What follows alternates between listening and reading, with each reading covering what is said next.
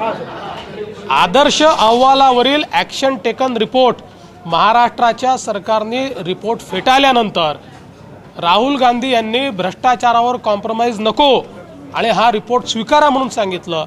महाराष्ट्र सरकारने तो रिपोर्ट स्वीकारला। त्या रिपोर्टमध्ये स्पष्टपणे जी शिफारस केली आहे की श्री अशोक चव्हाण आदर्शच्या मामल्यामध्ये देवाणघेवाणीत क्विड प्रो कोमध्ये अडकलेले आहेत आणि म्हणून त्यांच्यावर कारवाई केली पाहिजे। हे महाराष्ट्र सरकारच्या कॅबिनेटने नवीन ॲक्शन टेकन रिपोर्टमध्ये स्वीकारलं। त्याही नंतर सीबीआयने श्री अशोक चव्हाण यांना चार्जशीट केलं आणि त्याची परवानगी गव्हर्नरने नाकारल्यावर देखील कोर्टाने ही चार्जशीट कायम राहील असं सांगितलं।